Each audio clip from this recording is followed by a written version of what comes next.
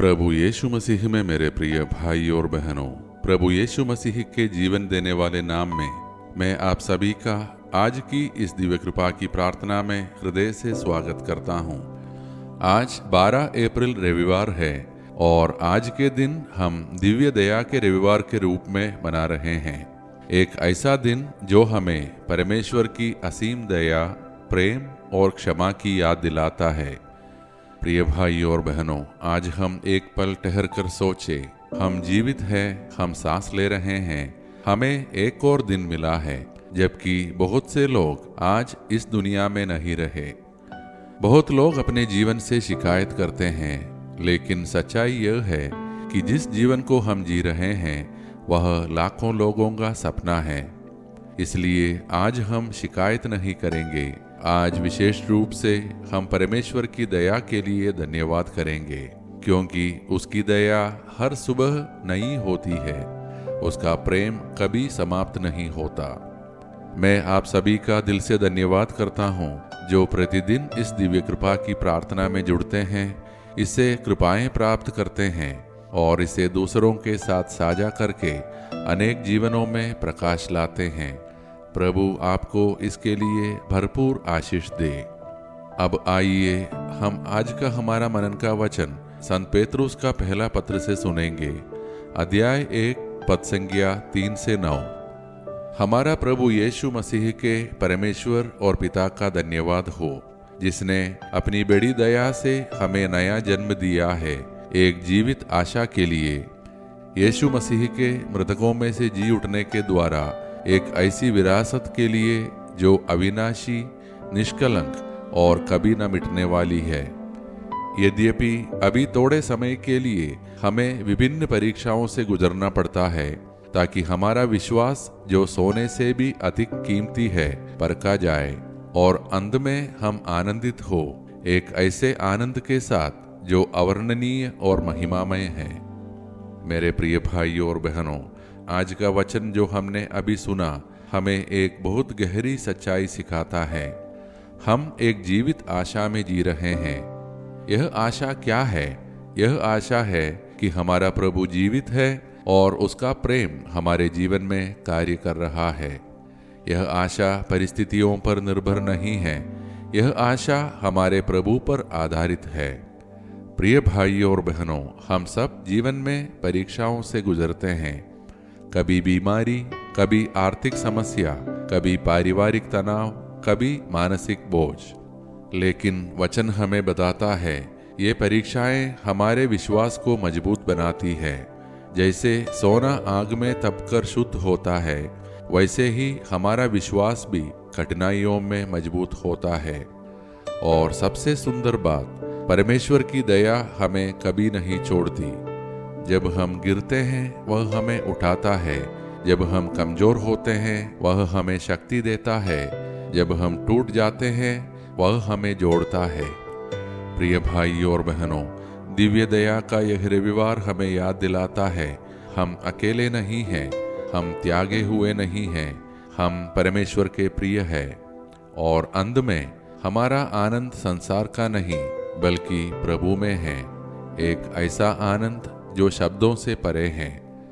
प्रिय भाइयों और बहनों, आज आइए हम अपने जीवन की हर परिस्थिति को परमेश्वर की दया में सौंप दें। अपने दुख, अपनी कमजोरियां, अपनी चिंताएं, सब कुछ उस दयालु प्रभु को दे दें और हम सब मिलकर प्रार्थना करें।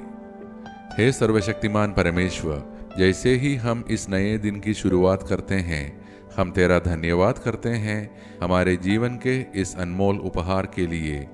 हम तेरा धन्यवाद करते हैं तेरी असीम दया के लिए। हे प्रभु, आज इस दिव्य दया के दिन हम अपने आप को पूरी तरह तेरे हाथों में सौंपते हैं। जहां हम टूटे हुए हैं वहां तू हमें जोड़ दे, जहां हम कमजोर हैं वहां तू हमें मजबूत कर, जहां हमारा विश्वास डगमगा रहा है वहां तू हमें स्थिर कर। हे प्रभु, हम अपने परिवारों को तेरे हाथों में सौंपते हैं। हर घर को अपने प्रेम, शांति और आनंद से भर दे। हमें एक दूसरे के साथ प्रेम और समझ के साथ रहने की कृपा दे। हम सबको अच्छा स्वास्थ्य, समृद्धि और खुशहाली प्रदान कर और हमें हर पाप और हर बुराई से दूर रख। हे प्रभु, हम अपने बच्चों के लिए प्रार्थना करते हैं। जहाँ भी वे हैं, तेरे स्वर्गदूत उनकी रक्षा करें। उन्हें सही मार्ग दिखा, उन्हें बुद्धि और समझ दे। हे प्रभु, हम उन माता पिताओं के लिए प्रार्थना करते हैं जो अपने बच्चों के भविष्य, नौकरी, विवाह या किसी चिंता के कारण परेशान हैं। उनके दिल को शांति दे, उनकी चिंताओं को दूर कर। हे प्रभु, हम उन सभी के लिए प्रार्थना करते हैं जो आज जन्मदिन या विवाह वर्षगांठ मना रहे हैं। उनके जीवन को अपनी कृपा और आशीष से भर दे। हे प्रभु, हम उन लोगों के लिए प्रार्थना करते हैं जो दुख, पीड़ा और संघर्ष में हैं। उन्हें अपनी दया और सांत्वना प्रदान कर। हे प्रभु, हम बीमारों के लिए प्रार्थना करते हैं। जो शरीर से बीमार है, उन्हें चंगा कर। जो मन से परेशान है, उन्हें शांति दे। जो आत्मा से थके हुए हैं, उन्हें नई शक्ति दे। हे प्रभु, अपने पवित्र नाम में उन्हें पूर्ण चंगाई प्रदान कर।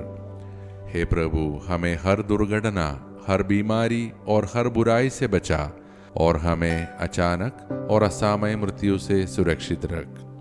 हे प्रभु, हम अपने देश और पूरे विश्व के शासकों, अधिकारियों और नेताओं को तेरे हाथों में सौंपते हैं। उन्हें बुद्धि और समझ दे ताकि वे न्याय, सत्य और करुणा के साथ निर्णय ले। जहाँ युद्ध है, वहाँ शांति ला। जहाँ घृणा है, वहाँ प्रेम ला। जहाँ विभाजन है, वहाँ एकता ला। हे प्रभु, पूरे विश्व में शांति, भाईचारा और धार्मिक सौहार्द स्थापित कर। और सबसे बढ़कर हमें तेरी दया को स्वीकार करने का हृदय दे और दूसरों तक तेरी दया पहुंचाने का साहस दे, ताकि हमारा जीवन तेरे प्रेम और दया का साक्षी बन सके। ये सारे प्रार्थनाएं और हमारे मन के अन्य प्रार्थनाएं हम समर्पित करते हैं हमारे प्रभु यीशु मसीह के नाम पर। आमीन।